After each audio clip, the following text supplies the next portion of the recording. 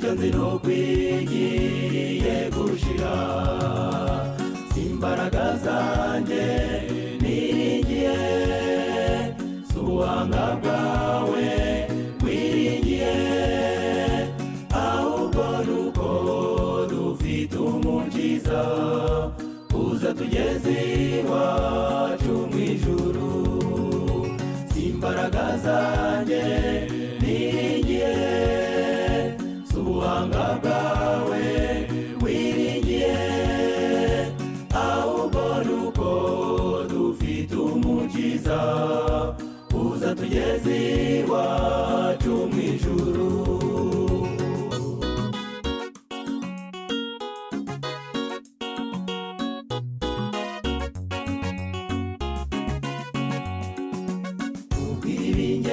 ubw'ibingerageza ari byinshi duhijwe n'ibimba mu mutima zakomezwa n'ijambo yambwiye kuko Yesu ari we unkomeza imbaraga zanjye niringiye subuhanga bwawe wiringiye ahubwo nuko dufite umukiza uza tugeze iwacu mu ijuru imbaraga zanjye niringiye subuhanga bwawe wiringiye ahubwo nuko dufite umukiza uza tugeze iwacu mu ijuru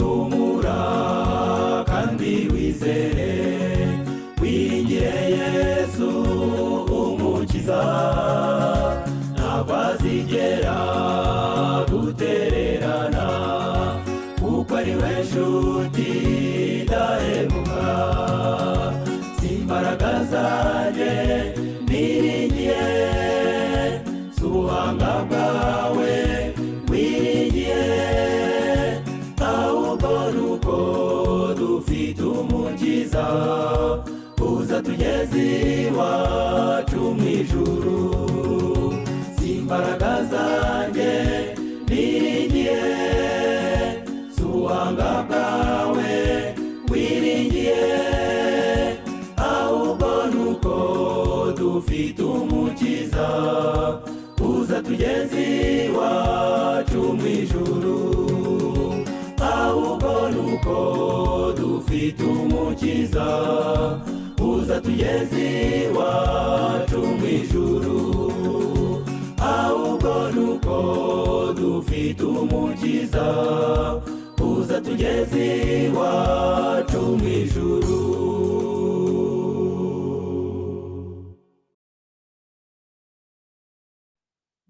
Yesu ashimwe Sayimbaze ese murashobora kumbona ko mbona umucyo wabaye muke ntabwo tukubona ariko nta nicyo bitwaye murakoze cyane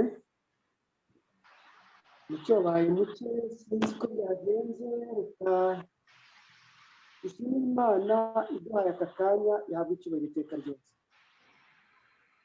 abaririmbyi bamaze kutugaragariza ngo uko mbaho si imbaraga zanjye ni imbaraga z'Imana izo mbaraga z'Imana isumba byose rero nizo zongeye kudutera aka kanya ngo dushobore gufatanya kuganira iby'Imana ishaka ko twaganira muri ya nsanganyamatsiko rusange ivuga ngo ntibigitinze uyu mugoroba tugiye kuganira indi nsanganyamatsiko nto ivuga ngo niki cyihishe inyuma y'ibyo tubona indirimbo ya 252 iravuga ngo nimucane amatabaza umwijima ubaye icyago nimucane amatara umwijima urakaze, umwijima wabaye ikibazo, kuko umwijima wamaze kuba icyago. Habaye umwijima ukaze, umwami kandi ntiyari yagaruka, umwami ataragaruka. Nimucane, nimumurike. Mu gihe igitero cya kabiri n'icya gatatu byarimo bikangurira imitekerereze yacu kongera kugira icyo twibaza ku butumwa dutwaye, bivuga ngo abantu ibihumbi byinshi bahinyura ubu butumwa. Natwe tubushikamyemo dutegereze umukiza, twebwe tubushikamyemo dutegereze uyu mukiza wacu. Ijambo rye nitabaza ntituzigera tuyoba, niryo rizatumurikira, niryo rizatwereka inzira. Nubwo amakuba ari hose, ntabwo Imana izaduhana. Yahabwa icyubahiro iteka ryose. Dukora imirimo myiza rero twe guha ab'isi urwaho, tuzabiherwa umugisha nidukomeza kwizera. Bamaze kudusabira, tugire icyo dutekereza, tunakibazaho cyane.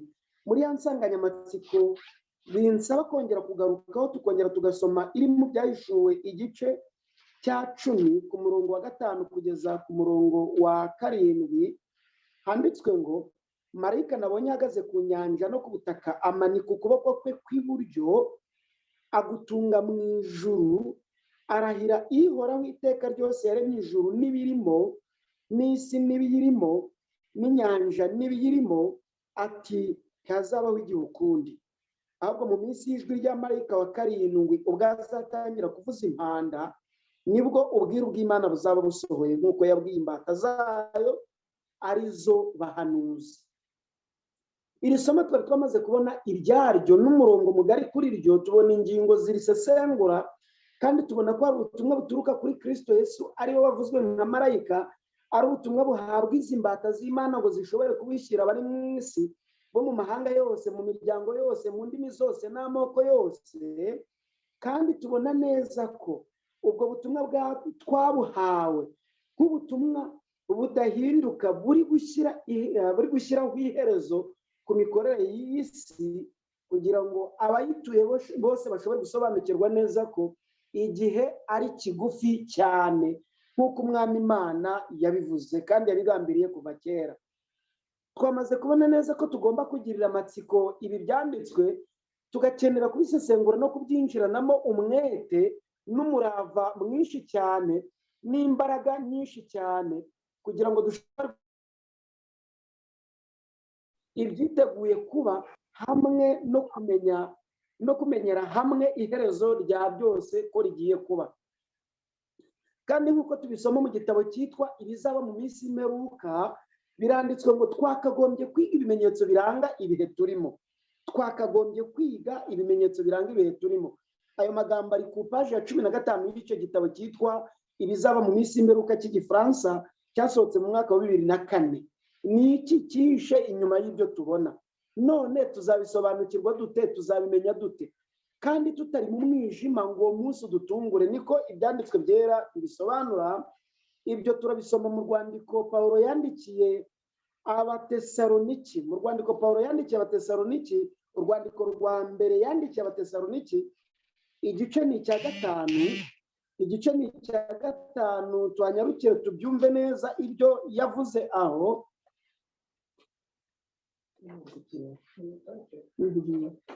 Urwandiko Pawulo yandikiye Abatesaloniki, igice ni icya 5 ku murongo wa 3 n'uwa 4. Ariko dutangiranye n'umurongo wa mbere handitswe ngo, ariko bene data iby'ibihe n'iminsi ntimugomba kubyandikirwa, kuko ubwanyu muzi neza yuko umunsi w'umwami wacu uzaza nk'uko umujura aza nijoro. Ubwo bazaba bavuga bati nta mahoro, nta kibi kiriho, nibwo kurimbuka kuzabatungura nk'uko ibise bitungura umugore utwite, kandi ntibazabasha kubikira na hato. Ariko mwebweho bene data, ntimuri mu mwijima ngo uwo munsi ubatungure nk'umujura, kuko mwese muri abana b'umucyo n'abana b'amanywa, ntituri ab'ijoro cyangwa ab'umwijima. Nicyo gituma tudatungurwa n'umwaduko w'ibihe, kuko twabibwiwe kera kandi twabihishuriwe. Tugomba kumenyera ukugaruka kwa Kristo mu mwaduko w'ibihe, kuko yabyivugiye neza mu rwandiko rwa kabiri rwa Timoteyo igice cya 4 ku murongo wa 3 n'uwa 4 ngo abo muri iyo minsi abenshi bazaba barizibye amatwi ngo batumve ukuri. Niba rero benshi baziziba amatwi ngo batumve ukuri, twebwe yacu agomba kuba zibutse kugira ngo dushobore kumenya ukuri nk'umucyo ugomba kutumurikira ugatamurura umwijima, tukamenya ibimenyetso simusiga biranga ukugaruka kwa Kristo. Ni muri byo tuzamenyera ubwihute bw'umurimo, kandi ni muri byo tuzamenyera ukugaruka k'umwami wacu. Umva neza mukundwa, ibyanditswe mu gitabo ibihamya by'itorero cy'icyongereza, igitabo cya 5 ku rupapuro rwa 716, cyangwa igitabo cy'igifaransa, igitabo cya 3 cy'igifaransa, igitabo cy'igifaransa cya 2, témoignage pour l'église, page 378, volume ya 2, page 378, iranditswe ngo abarinzi nibarangurure maze batanga ubutumwa ariko kuri kwagenewe iki gihe.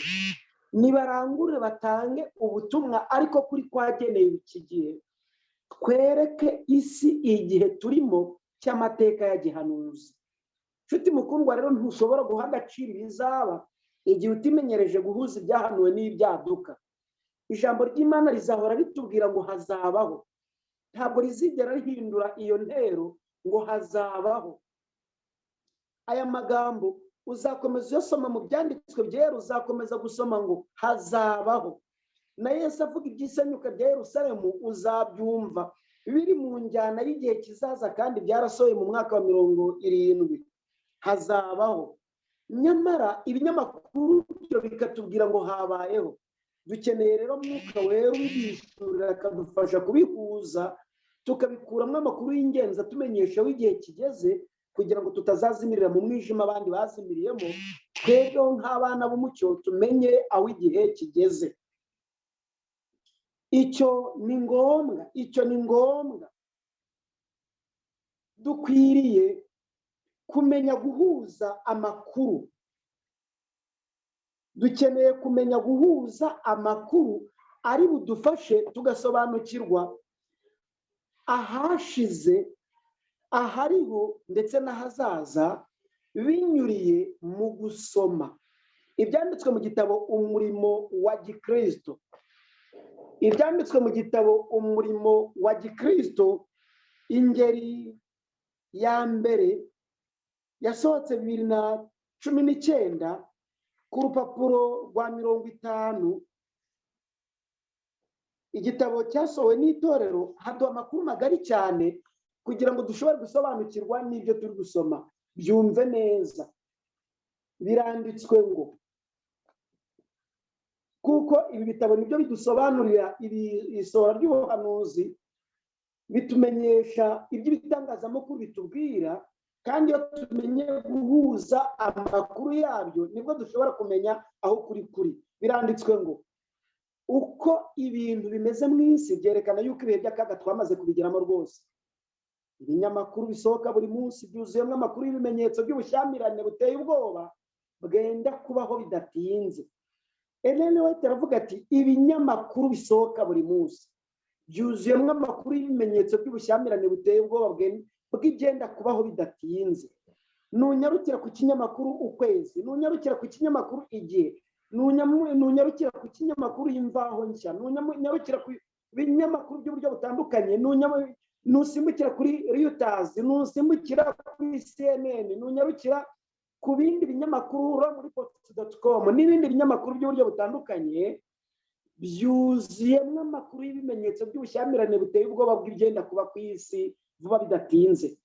Imyigaragambyo yabaye gikwira, ubujura n'ubwicanyi burakorwa impande zose, abantu buzuyemo abadayimoni bari kwica abagabo n'abagore n'abana batoya.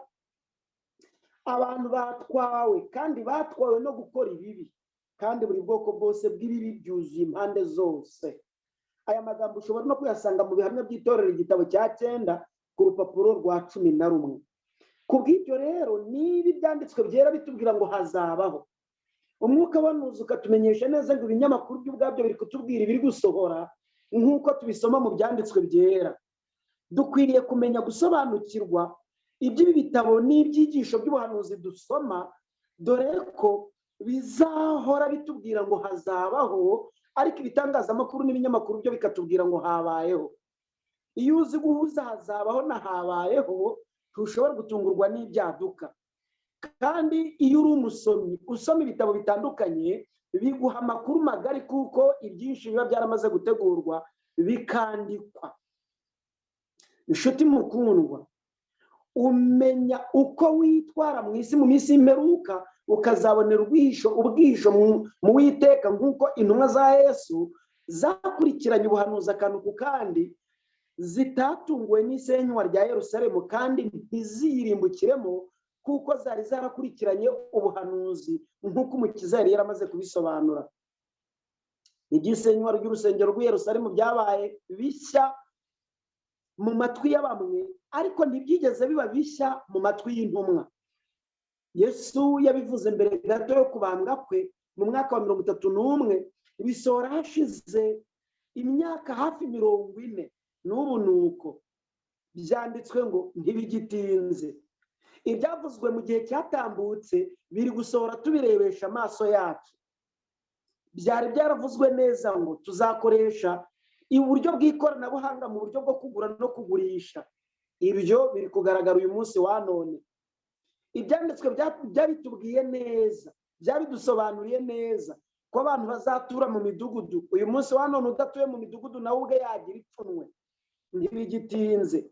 Ibyanditswe byatubwiye neza ko inyamaswa zizavurwa nk'abantu, amatungo azavurwa nk'abantu. Uyu munsi wa none n'umwana bisobanukiwe neza. Ibyanditswe byera bivuga iki kuri iki cyorezo?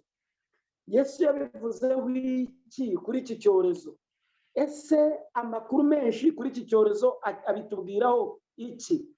Nshuti mukundwa, nyemerera nibura dushobora kugira ibyo dutekereza cyane ku by'iki cyorezo, kuko byo ubwabyo byashobora kudufasha kugira ibyo dusobanukirwa hakurikijwe amakuru menshi icyo abivugaho. Ibyanditswe byera bibivugaho iki? Iyo dusomye ubutumwa bwiza bwa Kristo bwanditswe na Luka, igice cya 21, umurongo wa 11, dore uko Kristo yavuze. Yarivugiye ati,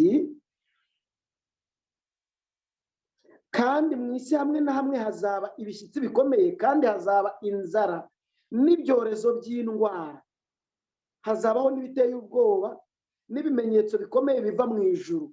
Niba rero Umukiza wacu avuze ati hazabaho indwara z'ibyorezo, habeho n'ibiteye ubwoba, n'iyi ndwara ya COVID-19 cyangwa se iki cyorezo cya COVID-19 cyamaze kuba pandemi ku rwego rw'isi, kikaba kibasiriye isi yose muri rusange, kibariwe muri uyu murongo wa 11 nk'uko Umukiza wacu yamaze kubisobanura.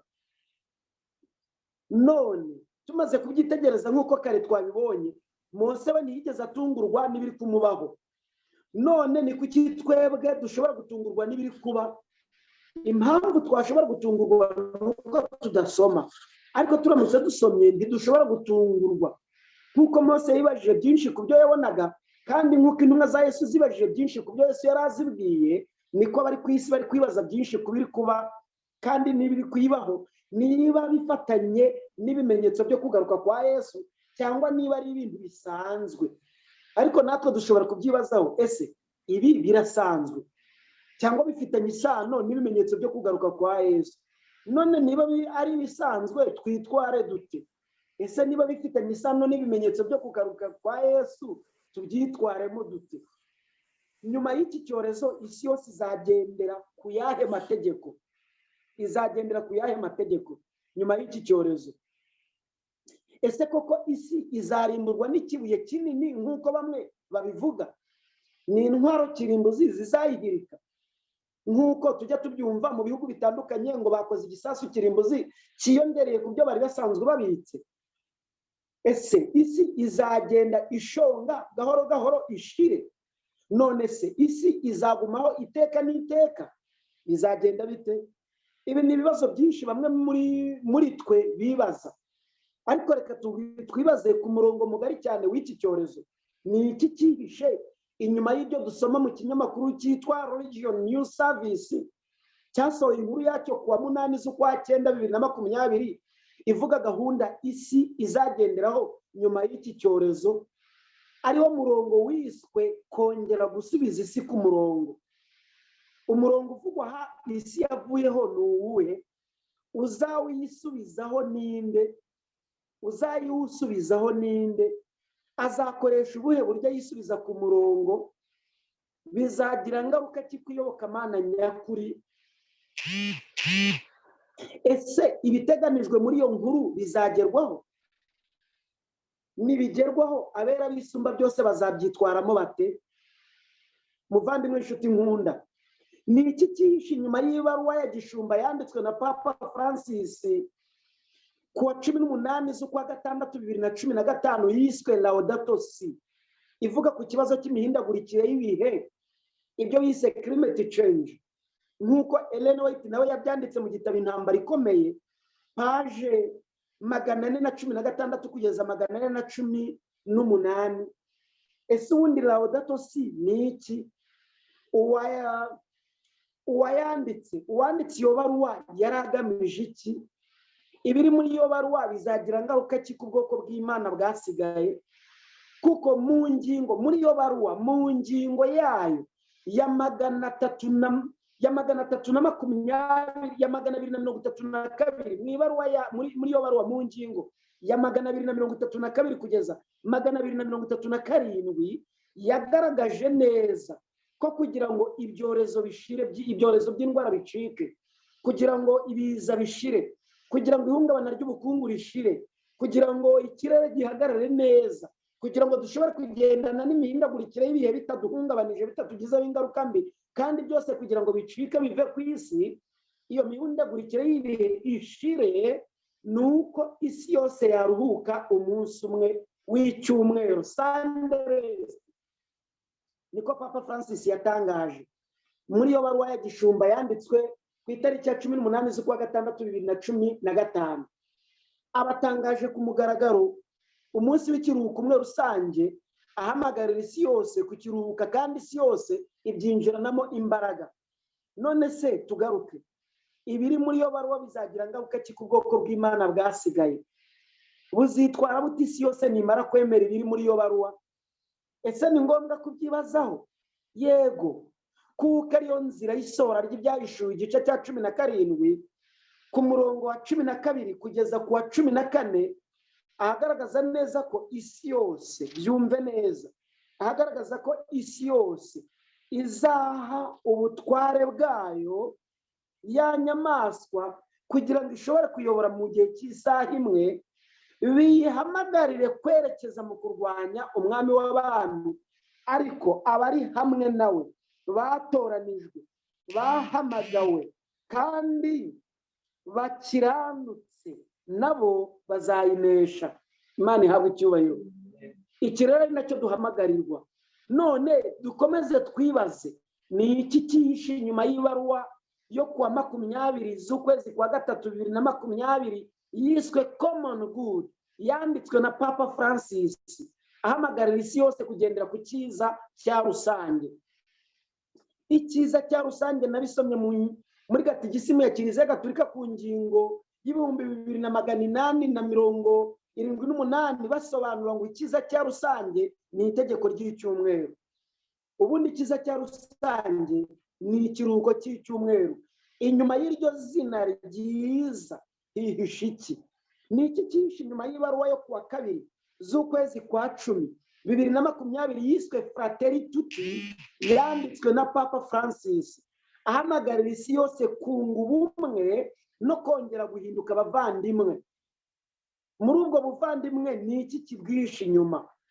Ni iki cyihishe inyuma y'inama yo kuwa 21 z'ukwezi kwa 21 n'inama yo kuwa 22 z'ukwezi kwa 10 2020 yiswe Presbyterium, mu nsanganyamatsiko yayo yiswe Laudato Si na Afurika yo mu karere k'ibiyaga bigari, yayobowe n'inama nkuru y'abepiskopi mu Rwanda, abepiskopi gatolika mu Rwanda, ikayoborwa muri aka karere k'ibiyaga bigari. Iyo nama yahamagariraga abantu bose kongera guhikuzo ndetse no gusegasira no kureba ko byagezweho ibyo Papa Francis yanditse mu ibaruwa ya gishumba yiswe Laudato Si. None ni ikishi inyuma y'iyo nama? Ese nikimara kugerwaho bizagenda bite? Ariko se ubundi reka tubanze twibaza, ku kibi byose bije byifashisha COVID-19. Ntabwo mvuga ibyo byandi mabwiriza, ndavuga ibijyanye n'iyobokamana. Ibi nibyo ndimo. Iyi baruwa ya Laudato Si, ibi Fratelli Tutti, iyi baruwa ya gishumba yo kuwa 20 z'ukwezi kwa gatatu yikiswe Common Good, yikiza cya rusange. Ku kibi byose bije byifashisha COVID-19. Kuko Kristo yavuze ku isenywa bw'urusengero rw'i Yerusalemu, bigakangura intekerezo z'abigishwa be ku byibazaho byinshi. Ni ngombwa muri iki gihe, kuko natwe ubwacu turi kubona biri kugenda byifashisha umurongo mugari w'iyobokamana, biragenda byifashisha umurongo mugari w'iyobokamana, ariko mu kuri byari bikwiriye ko byifashisha undi murongo, ariko ntibyitwaze umurongo w'iyobokamana. Ariko ni byiza bigahengamira mu murongo w'iyobokamana, biratuma tubyibazaho byinshi, kandi ni ngombwa ngo tubyibazeho koko, kuko nibiza biri kwerekeza mu kindi cyerekezo turahita tubyibazaho. Dore aho biri kuza bisoreza, uko mbikeka, uko mbisoma, uko mbyitegereza n'umuvumba bifite, bishobora kuza bisatira aya magambo ari mu Byahishuwe igice cya 13 umurongo wa 11 kugeza ku murongo wa 17, kuko niho biri gushaka kwerekeza. Nk'uko rero usobanuro bahawe na Yesu kuri ubwo buhanuzi bwatumye abigishwa barushaho kwegera umukiza wabo, kwitangira umurimo w'ivugabutumwa no kumvira imiburo yose abahaye, niko ubuhanuzi buvuga ku isi yo mu minsi y'imperuka buzarushaho kudutera kwegera umukiza wacu, biruseho kumunambaho, kwitangira umurimo we no gukomera ku byo yavuze, kuko adahinduka cyangwa ngo ahindure ijambo ryavuye mu kanwa ke. No kubikora azabikora. Iki nicyo cyihutirwa kandi niwo mugambi. None se nawe umva ibya COVID-19 kuko biratangaje. Byanditswe kera mu gitabo nka End of Days cyasohowe mu mwaka wa 2008, cyanditswe na Sylvia Brown. Nusoma cyane ku page 312, aho yerekanye ko kizatangira mu mwaka wa 2020, hamwe n'ikindi gitabo cyiswe The Age of Darkness cyanditswe na Dean Noss ku rupapuro rwa 333, aho yerekanye umujyi iki cyorezo kizatangiriramo. Kandi icyo gitabo kikaba cyarasohotse mu mwaka wa 2008, akerekana ko kizatangirira mu mujyi wa Wuhan mu Bushinwa. Uhita wibaza uti, ese Dean Noss na Sylvia Brown ni bantu ki ko ibyo banditse mu mwaka wa 2008 bisohoye mu mwaka wa 2020? Wajya kuri Wikipedia ugakurikirana ibyabo neza, urasanga atari abayobozi b'idini babihishuriwe n'Uwiteka, ahubwo urasanga hari irindi tsinda bakorera ryatumye babyandika batyo. Byahanuwe na Amosi ko igihe kizagera ibyo byose bigasobanuka kandi bigashyirwa ku mugaragaro. Ari nayo mpamvu ibi byose biri kugenda biza ku basomyi ba Bibiliya. Kuri twe bitadutunguye, kuko byahanuwe kera. Ibi tubifite ari amakuru, tubifite ari uburyo bw'isohora ry'ibyahanuwe, kuko byavuzwe kera n'Umwami Imana, kandi bigasohora amaso ku maso tubireba neza. Umva nawe ibyanditswe kandi bikavugwa na Sylvia Brown. Ibyanditswe na Sylvia Brown mu mwaka wa 2008 mu gitabo cye yise End of Days ku rupapuro rwa 312, hamwe na Dean Noss mu gitabo cye yise End of Darkness, bigashyirwa mu bikorwa mu ntangiriro z'umwaka wa 2020. Ibi ni igihamya cyerekana ko ari intwaro y'ubundi buyobozi bugambiriye kugira uko bwayobora isi kuri ajenda yabwo, nk'uko bihaminywa n'umucurabwenge witwa Edmond Paris mu gitabo cye yise Amabanga y'Abajesuiti, ko ariyo ntwaro ikomeye bifashisha yo kuyobora isi. Muvandimwe inshuti nkunda, turi kumwe kuri uyu murongo, umva neza. Mu kinyamakuru CNN Business cyatangaje ko ubukungu buzagwa ku kigero cya miliyari 1,000 ku rwego rw'isi kubw'ingamba zizafatwa, kandi izi ngamba zikomeje zitya mu buryo bwo gukumira iki cyorezo, byatubera byiza mu rwego rwo gutuma ubuzima bwacu butandura, ariko cyakubita hasi ubukungu bw'isi ku rwego rwo hejuru, bamwe bakabizamukiramo abandi bakabihomberamo.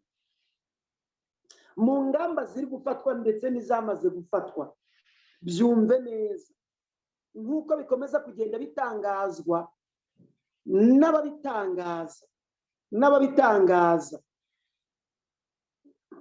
Inshuti muvandimwe kandi inshuti mukundwa, kugira ngo ibi ushobore kumva icyishe inyuma yabyo, dushobore kugenda umujyo umwe tudahusha intego kandi tudatandukanye n'ikijuru ryaduhamagariye guhagararamo ndetse no kugenderamo. Nagusaba gukurikirana cyane mu ngamba zamaze kuvugwa, mu ngamba zamaze gutangazwa no gushyirwa ku mugaragaro. Bamaze kwerekana neza ko hirya y'iki cyorezo cyangwa se muri iki cyorezo ubukungu buzahungabana cyane ku rwego rwo hejuru, kandi berekana ko ari ijwi ry'impuruza, kuko berekanye ko miliyoni 7.5 zizapfa, nk'uko mu mwaka wa 2011 abanyamerika bakinnye filime yitwa Contagion. Iyi filime ikaba yarahuye neza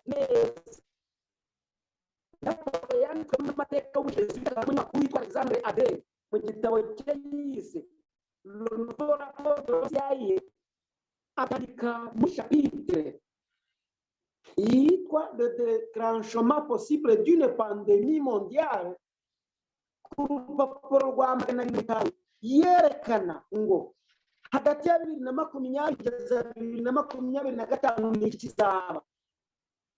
Yerekana iki kizaba. Iki gitabo cyasohotse mu mwaka wa 2007, agaragaza virusi zaba icyorezo cy'isi yose mu ntango z'umwaka wa 2020 kugeza 2025. Iyo virusi ikitwa coronavirus, ikazatangizwa mu Wuhan mu Bushinwa, ikazamara imyaka 3 yose. Nyuma y'iyo myaka bakazagenda hagaragara abantu bake bandura, kandi yerekana neza ko izica miliyoni 7.5 ku batuye isi. Uhita ubaza uti iki cyorezo ibyacyo ni ibihe? Ibi nanjye bintera kubyibazaho. Reka dutegereze cyane ku byavuzwe ku itariki ya 3 z'ukwezi kwa 2020 mu rwandiko rushya rwa Papa, kandi rugomba gushimangira gushyirwaho k'ubuvandimwe no guhuza ibihugu no guhuza amadini no guhuza abaturage n'abatuye isi, ko ari bwo buryo bwiza cyane. Mu muhango wo gusinya iyo baruwa wabereye mu mva ya Mutagatifu François d'Assise nyuma ya misa idasanzwe yamusomewe mu kinyamakuru Religion News Service cyo kuwa 8 z'ukwa 9 2020, kikaba cyari cyarasohoye iyo nkuru kivuga ko iki cyorezo ari bwo buryo bwiza bwo gushyira isi kuri gahunda, kandi bikaba byaratangajwe mu itangazo ryashyizwe ahagaragara ku itariki ya 6 z'ukwezi kwa 10 2020 n'umuyobozi mukuru w'ibiro by'itangazamakuru rya Vatikani uwitwa Matteo Bruni, akaba ariwe wabitangaje mu nkoranyamagambo yiswe Fratelli Tutti. Ibi rero bihita bintera kwibaza byinshi, ni iki cyihishe inyuma y'ibi? Ni iki cyihishe inyuma y'ibi? nk'uko bo ubwabo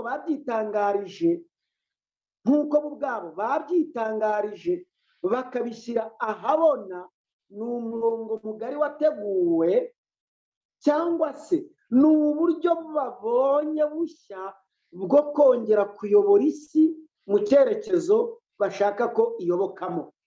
Nshuti muvandimwe, ntagombye gutinda muri ibi, dore ko byo ubwabyo biri kumvikana neza kandi bisobanutse neza. Inkuru dukesha ikinyamakuru Telegraph cyasohoye inkuru yacyo ku itariki ya 12 Ukuboza 2015, ivuga ngo Papa Francis ni umunyamahoro kandi ufite imbaraga zidasanzwe za politiki, ugambiriye gukemura ibibazo biri ku isi hamwe no kwiyobora. Niba rero ibi yaramaze kubitangaza ku mugaragaro, ibi tukaba turi kubisoma nk'uko biri, bamwe natinyuka gusoma amagambo ari muri iki gitabo Umurimo wa Gikristo, paje 53. Umurimo wa Gikristo handitswe ngo ubuhakanyi buganje muri iki gihe busa n'ubwari bwarabaye gikwira muri Isirayeli mu gihe cy'umuhanuzi Eliya.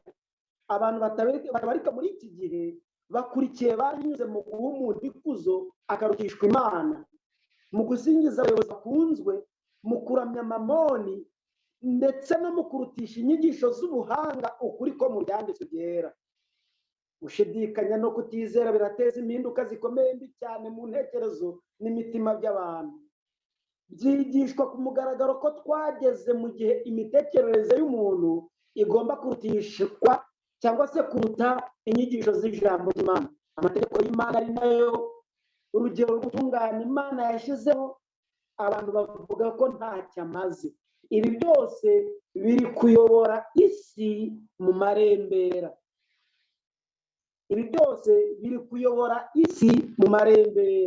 Biragwiza umwijima. Tugeze muri cya gihe cyahanuwe cyo kubara kw'amahanga. Amahanga arahangayitse. Ubu turi gukuraho umurongo washyizweho kera cyane, hategurwa umurongo mushya uyobora isi mu cyerekezo gishya, kandi hatabayeho gutabara kw'Imana isumba byose. Ikirakurikiraho kiraba kibi. Kuko kugira ngo ushobore kumva ibi neza, kurikira ibyo Papa Francis yivugiye abinyujije mu kinyamakuru The Australian News. Ati, niba mushaka kumenya imikorere yanjye, nimusome igitabo cyanditswe na Robert Harbinson kivuga ngo Nyagasani w'isi.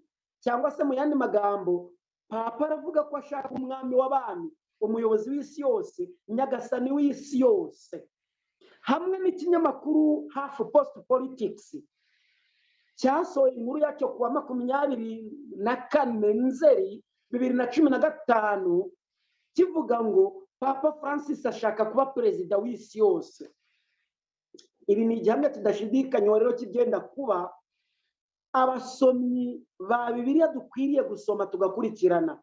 Mu mwaka wa 2009 Robert Ramfo yabigarutseho yerekana ingaruka mbi iki cyorezo kizagira ku nyoko muntu kugeza mu mwaka wa 2025.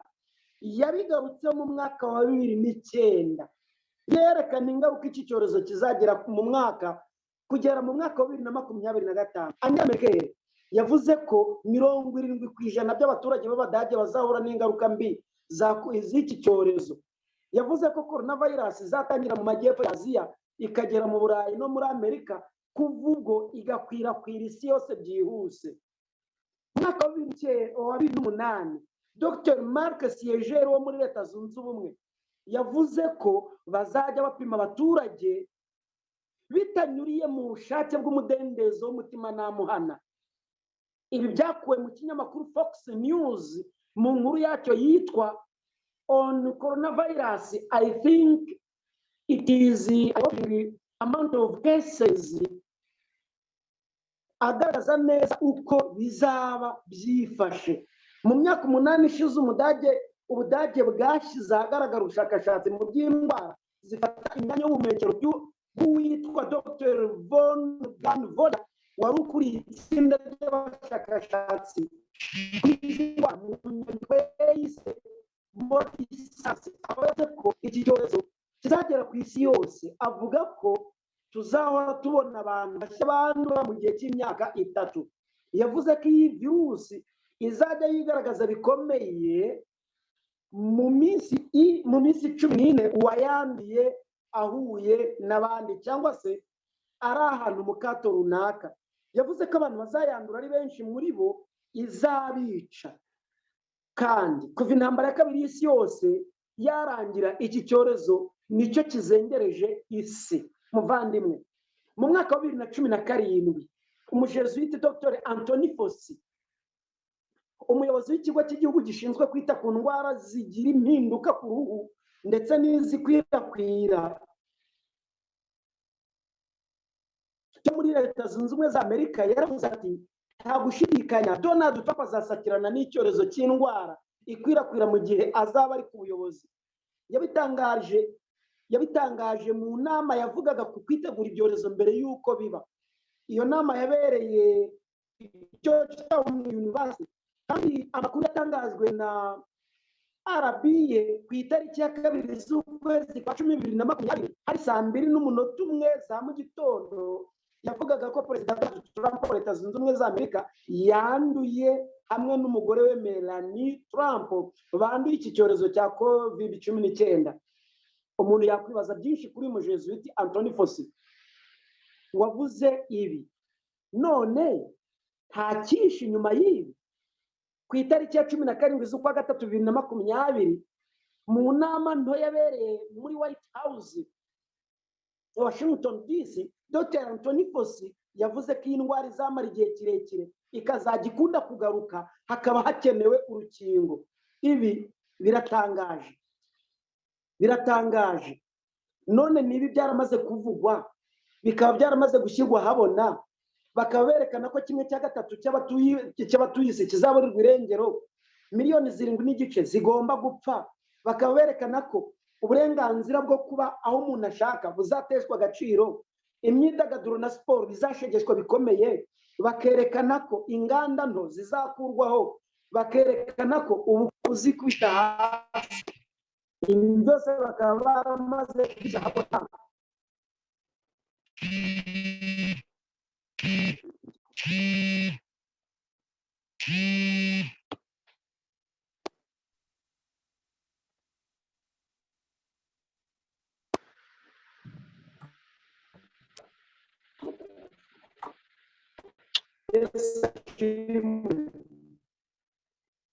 Hello.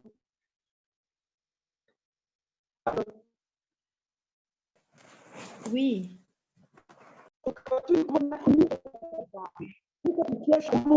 Friday for photo.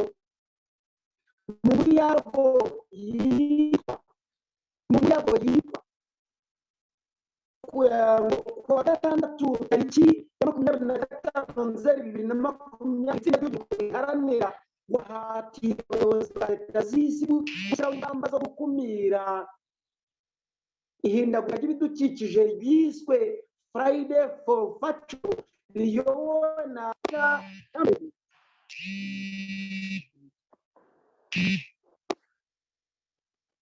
umuntu ashaka y'ikiko ari kumwe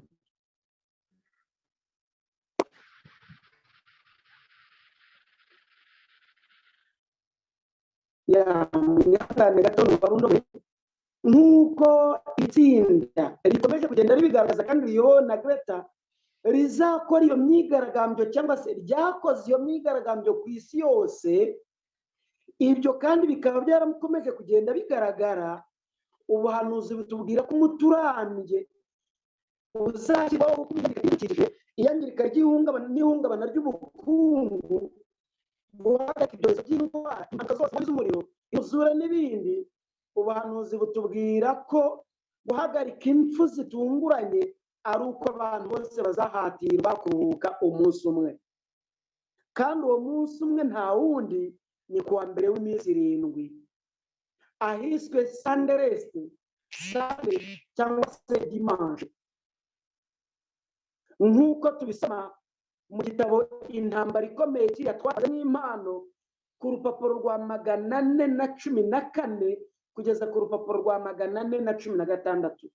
Ikibazo rero ntabwo uburwayi bw'ubwabwo ari bwo kibazo, nta nubwo abandura ari bo kibazo, nta nubwo abahitanwa n'iki cyorezo ari bo kibazo, nta nubwo ingamba ziri gutwara mu buryo busanzwe ari zo kibazo, ahubwo ingamba zateguwe nizo kibazo mu buryo bwose bukomeye abantu tutashobora kureba, kandi turamutse tubirebanye ibambere icye tutashobokerwa ikibyinshi inyuma.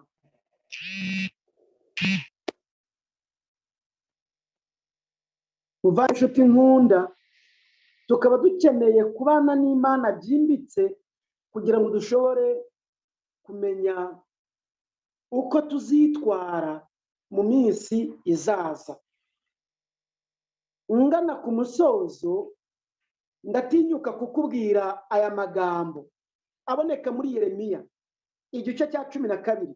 Yeremiya igice cya 12, ku ngaruka z'iby'umwuka, ingaruka z'iby'umwuka ibi byose bizatugiraho, ingaruka z'iby'umwuka ibi byose bizatugiraho. Ndatinyuka gusoma aya magambo ari mu gitabo cy'umuhanuzi Yeremiya igice cya 12 ku murongo wa 5, handitswe ngo niba warasiganwe n'abagenza amaguru bakagusiga unaniwe, wabasha ute gusiganwa n'amafarashi? Kandi naho umerewe neza uzagenda ute? Uzageza ute? Umva neza ingaruka bizagira mu by'umwuka, ingaruka bizagira mu by'umwuka kubw'ingamba zizafatwa hamwe n'izafashwe. Bizaba cyoroheye abayobozi b'umukumbi kugira ubwisanzure mu murimo kubw'ubugari bwawo no kubwo kubahiriza ingamba zafashwe. Kubw'ibyo hazabaho kwimaba benshi guturutse kuri izi impamvu zikurikira. Impamvu ya mbere, abacungiraga ku kwizera kubakiye ku gihiriri batari basanzwe barubatse igicaniro cyabo umuryango, abari bafite kwizera kugombera gushyushywa n'abo bateraniye hamwe nabo biherekejwe n'inkunda rubyino, bamwe bazasubira inyuma batakaze n'ibyiringiro bike bibwiraga ko bafite. Iyo ni ingaruka mbi ya mbere. Ingaruka mbi ya kabiri, abajyanwe mu idini n'inyungu cyangwa barigezemo bagahanga amaso inyungu zirivamo za none z'iby'ubuzima busanzwe, nibamara kuzibura bazava mu byo bibwiraga ko bizera. Kwizera kwabo kuzaba kubakiye ku mibare, kandi mbonera kubabwira mwebwe abo duteranye, kwizera ntikubakiye ku mibare, kwizera kuri ntikubakirwa ku mibare. Iyaba Mose yagize kwizera kubakiye ku mibare ntaba yarazamuye mu kirere ngo inyama itandukanemo kabiri, kuko atari yarigeze abibona na gato. Iyaba kwizera k'umugore wa Yona kwari kubakiye ku mibare, aba yaramuzutaguje amubaza aho amaze iminsi, kuko kumusobanurira ngo yari mu nda y'ifi ibyo bwabyo ntibyari kumvikana kuko bitari byarigeze bibaho, nta n'uwo byari byarabayeho. Iyaba kwizera kwa Aburahamu kwarubakiye mu mibare, ntaba yarimutse ava muri Uriya Bakarudaya ngo ajye i Kanani ahinduka impunzi mu gihugu atazi, yari afite umutungo n'aho atuye. Iyaba kwizera ko ari kubakiye mu mibare, ntabwo intumwa za Kristo ziba zaragurishije ibyazo, na Mariya ntabwo yaratanze umutungo utubutse ungana kuriya ngo awusuke ku birenge bya Yesu, kuko kwizera kwa Yuda kwari kubakiye mu mibare kwatumye bitera imirwi, abibaze mu mibare asanga nta kayabo k'idenariyo 300, maze asobanura imbere ya rubanda ko bitari bikwiye gupfushwa ubusa. Ariko Mariya utari ufite kwizera kubakiye mu mibare, icyo yari yakoze yari yagikoze. Mana ihabwe icyubahiro. Abafite kwizera kubakiye mu mibare ahanga amaso imibare, ariko ufite kwizera nyakuri, kuko byanditswe ngo ni ukumenya ibyiringiro udashidikanya ko bitazaba, kwizera kwabo kureba ku bitagaragarira amaso. Icya gatatu kizagira ingaruka mbi mu by'umwuka, abatazi gusoma no kwandika, ntibagire n'ubundi buryo bubagaburira mu bya mwuka, bamwe bazabivamo vuba, kandi n'inyigisho z'ibinyoma zizabasatira, kuko n'ubusanzwe ibyo bari bubakiyeho bizaba ari ntabyo. Ingaruka mbi ya kane mu by'umwuka, abari bafite imibereho yo kutizera, bari basanzwe ari abapagani muri bo, bifubitse umwitero w'idini, bazaba babonye umwanya wo gusarura icyo babibye kera. Bamwe bazakora ibyaha bihandagaje, n'ubyumva utinya, biherekejwe no kwibagirwa no kubara iminsi. Ntazibuka nuko izuba ryarenze ngo yibuke kubara iminsi ngo ageze kuwa kangahe n'isabato izakandagiranwa, kandi yarabisomye mu gitabo cy'umuhanuzi Yesaya igice cya 58 umurongo wa 13 n'uwa 14, no mu gitabo cy'Abalewi igice cya 23 umurongo wa 2 n'uwa 3 n'uwa 4 hatubwira neza ko isabato igomba kwitegurwa no mu muryango iwacu, mu ngando iwacu. Ibibuzanijwe muri iyi mirongo ibyinshi byarakozwe, ibindi bizakorwa. Uko dutinda nuko twicuma imbere, hari ishungura ridasanzwe riri gushyira hanze abo tutazagerana mu ijuru. Ingaruka mbi ya gatanu mu by'umwuka, abari bafite gushidikanya n'abahoraga bakangukiye kumva ibintu bishya byadutse mu nyigisho, baregarega mu idini, bazamera nk'umurama w'umuki, bavemo batumurwe n'umuyaga w'inyigisho z'ibinyoma, basohoke bajye hanze. Igihiriri kinini kizagwa. Mbonera kongera kubibutsa amagambo nasomye kare, nababwiye 1/2 cy'abagize itorero kizagwa, bazavamo. Kandi bimwe kubishakira kuri ba bandi bashya babatijwe vuba, ni mu ngeri zose. Icya gatandatu, cyangwa se ingingo ya 6 igaragaza ingaruka mbi mu by'umwuka, abari barononwe n'inyigisho ziyobya, batabonaga uko berekana ikibahishwemo, bazaba babonye umwanya wo guhishura icyari kibahishwemo kuva kera, maze si ukuyoba no kuyobya bazasizora. Urwa kabiri rwa Petero igice cya 2 umurongo wa 1, n'urwa kabiri rwa Timoteyo igice cya 4 umurongo wa 3 n'uwa 4. Ingaruka mbi ya 7, urwango, ishyari n'ubugambanyi bwa bamwe mu bo dusangiye kwizera buzazinura imitima ya bamwe utazongera kumva guterana kwera, azabutaza. Ibi nabyo bizasubiza benshi inyuma. Ingaruka mbi ya 8, kumara igihe kirekire kw'ingamba zafatwa kuzashungura abandi. Bamwe bibagirwe kubara iminsi, bisange bapanze imirimo no kwisabato. Abandi bagende bamanuka mu kwizera buhoro buhoro, badohoka gahoro gahoro, bava ku ntambwe imwe bajya ku yindi, kuko badafite uko batyazanya, baterana, bongererana imbaraga, maze bagende bava mu ntambwe imwe bajya ku yindi mu bijyanye n'agakiza kabo bwite, kugeza ubwo bazisanga bameze nk'abandi, kuko umaze iminsi uhinyuza intwari. Muvandimwe inshuti nkunda, nakunda ko uza gusoma igitabo cy'umuhanuzi Yeremiya igice cya 17 umurongo wa 21 kugeza wa 23.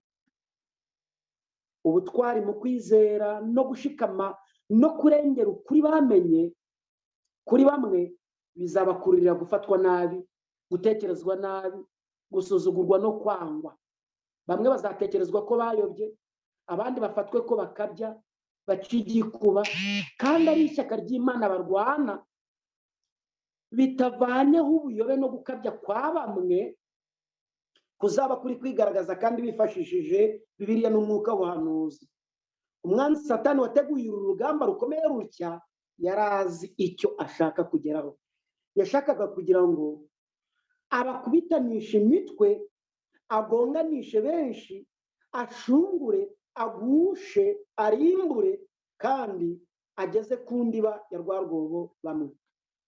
Muvandimwe nshuti nkunda, igihe tuzaba twongeye kubona akandi gahe umwami nabikunda, tuzarushaho kongera kwegerana, tubiganire, ariko umva ingamba 7 tugomba gufata muri ibi bihe hamwe no mu bihe byose. Ingamba ya mbere ni uguhunga Imana. Igitabo cyo Ku Ngoma igice cya 7 umurongo wa 13 kugeza ku wa 15. Ingamba ya kabiri ni ukwitondera ibyategetswe nayo, kwitondera ibyategetswe n'Imana. Ingamba ya kabiri, Zaburi 19 kwirinda. Mariko igice cya 13 umurongo wa 33. Yesu ati mwirinde. Kwirinda ni imwe mu mahame atugenga. Ingamba ya gatanu ni ukuba maso. Ingamba ya gatandatu ni ugusenga. Mariko 13 umurongo wa 33. Ingamba ya gatandatu, menya ko Imana ibera hose icyarimwe, kiranuka mu bihe byose, aho uri hose n'igihe cyose. Zaburi 125 umurongo wa 5 na Zaburi 119 umurongo wa 11. Ingamba ya karindwi, bwiriza ubutumwa bwiza aho uri. Ubu nibwo buryo bwiza bwo kubwiriza ubutumwa bwiza. Hirya y'iri korosi hari iki? Hirya y'ibi byose tubonye hagiye gukurikira iki? Hirya y'iki cyorezo n'ingamba turi kugifatira hagiye gukurikiraho iki? Hirya yo kwihuriza hamwe kw'amadini adahuje ukwizera akagira umuyobozi umwe ku isi, ni iki kigiye gukurikiraho mu by'ukuri? Hirya y'itangazo rigira Yerusalemu umurwa mukuru wa Isirayeli, ni iki cyihishe inyuma yabyo? Hirya yo gukurwaho kw'amafaranga twabariraga mu ntoki, ni iki kigiye gukurikiraho? Hirya y'ihindagurika ry'ibihe, climate change, hihishe iki mu kuri? Hirya yo kwemererwa gushyingiranwa kw'abahuje igitsina bigashegerwa kugeza n'aho ingamba zifatwa, hihishe iki? Hirya y'inkongi z'umuriro utungurana, ni iki kindi kigiye gukurikiraho? Hirya yo kwivumbagatanya kw'isi, kw'imyigaragambyo itandukanye, hirya y'imitingito n'imyuzure, ni iki kigiye gukurikiraho? Ni ukuzura kw'ibyahanuwe. Kristo Yesu araje, ntibigitinze. Amahoro y'Imana abane namwe mu izina rya Yesu. Amen. Amen.